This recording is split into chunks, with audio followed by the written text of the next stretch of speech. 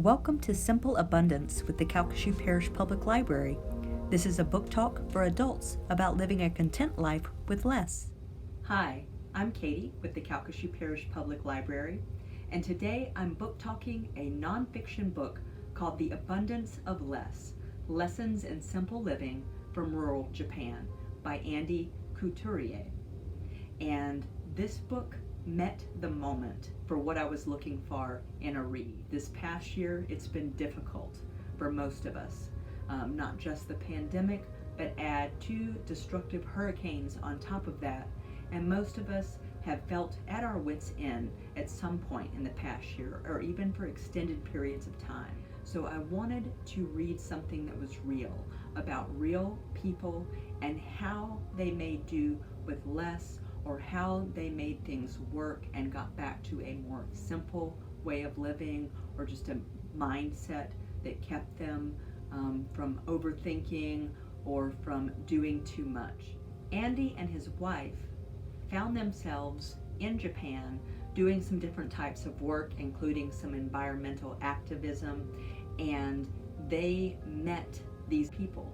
They don't know each other, but they were introduced to these people at different times while they were there. And the common thread between these people is that they all live in the rural mountains of Japan, and they've all broken away from the norms of Japan society, which can be even more money-oriented and status-conscious than we are in America. So a lot of the time, the people there work incredibly long hours and have very little time for themselves.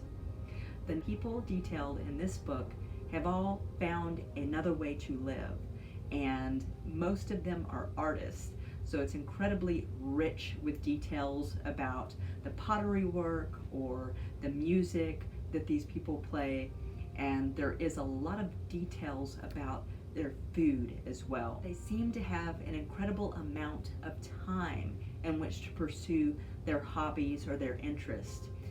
They prepare delicious meals that they've hand grown and picked and harvested, and they're very self-reliant in their daily lives. Most of the people in this book don't work your typical 9-to-5 job, and that's what gives them this extra time.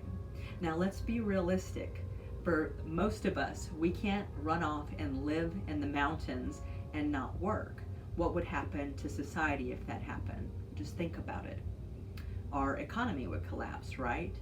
But what we can take from these lessons is how we in our lives around our work schedule can begin to scratch back some of that time and learn to create new paths for ourselves to enjoy our time that we do have. This book beautifully weaves in ways of sustainable living as well as personal growth and goals.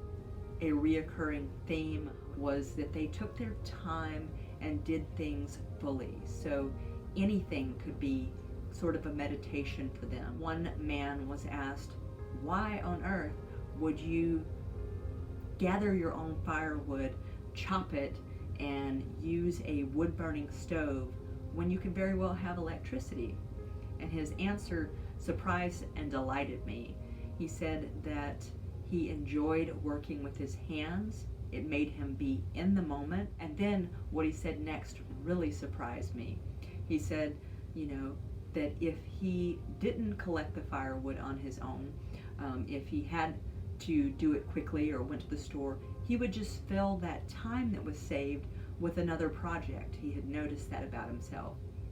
And I know many of us are like that. We may rush to get through one project just to start another one, instead of giving ourselves a little bit of time for what we need physically and mentally. And so that was one of the lessons that I learned from this book.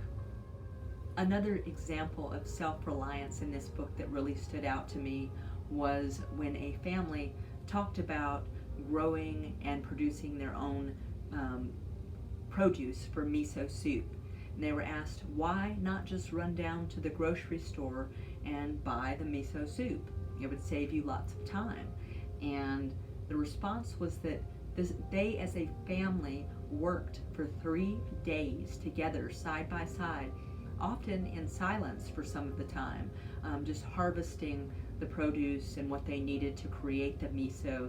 And it was really a bonding experience for the family. And he said the kids didn't waste a drop because they had grown and harvested it themselves, so they really appreciated where it came from, and they began to understand how produce forms and comes from the farm to the table.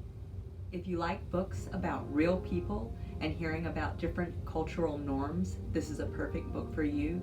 If you like hearing about artists and the way they create their art, you're really going to enjoy this one.